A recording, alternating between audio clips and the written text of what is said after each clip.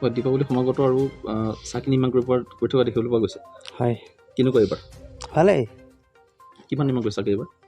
আমাৰ মানে প্ৰায় বছৰত আমি প্ৰায় 1 লাখ 1.5 লাখ তেনেকুৱা তৈয়াৰ কৰোঁ, বিক্ৰী কৰোঁ।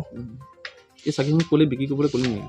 এই গোটেই মানে হেৰি আমাৰ লোকেলত চলে আৰু বাহিৰতো যায়, নগাঁও, তেজপুৰ এনেকুৱা আৰু গৈ থাকে আৰু। এইবাৰ কেনেকুৱা বিক্ৰী? ভালেই। এই যি কাৰ্য আপোনালোকে যিটো মৃৎশিল্পী বুলি কোৱা হয় আপোনালোকক, চৰকাৰৰ ফালৰ পৰা কিবা সুবিধা পাইছে নেকি এই ক্ষেত্ৰত? নাই, একো পোৱা নাই। কিবা ক'ব নেকি কিবা? কম মানে চৰকাৰৰ পৰা কিবা পালে মানে সহায় হ'লেহেঁতেন আৰু কামটো আগবঢ়াই যাব পাৰিলোঁ হয়। মই তেনেকুৱা মই চব হাতেৰে বনোৱা হয়, চব কিবা এটা সহায় কৰিলে মই মেচিন কিবা ল'ব পাৰিলোঁ হয়, কামটো আৰু আগবঢ়াই দিব পাৰিলোঁ হয়।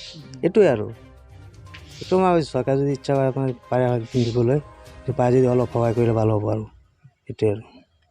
আৰু কেতিয়াৰ পৰা এই কামৰ লগত জড়িত হৈ আছে? মোৰ নাম ললিতা পাল।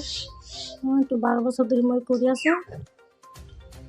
এইটো আপুনি বিয়া হৈ অহাৰ পিছত ইয়াত এইটো কামেই কৰি আছে? এইটো কাম কৰি আছোঁ। এনেই আপোনাৰ এই ঘৰখনত মানে কিমান বছৰৰ পৰা এইটো চলি আছে? মানে ককা দেউতাৰ দিনৰ পৰাই চলি আছে নেকি? ককা মানে মই আহি 12 বছৰ হ'লোঁ আহিছোঁ। তাৰপিছত আৰু তাৰ আগতো আৰু কৰিছে, সেইটো কৰি খায় মানে। এইবাৰ কিমান চাকি বনালে? মই 50 হৈছে, কিন্তু পুৰি বিক্ৰী কৰিব লৈ গৈছে। ক'ত নিলে বিক্ৰী কৰিবলৈ? তেজপুৰত লৈ গৈছে। তেজপুৰত লৈ গৈছে। হাজবেণ্ড। এনেই আপোনালোকে এইটো কাম কৰি চলি আছে?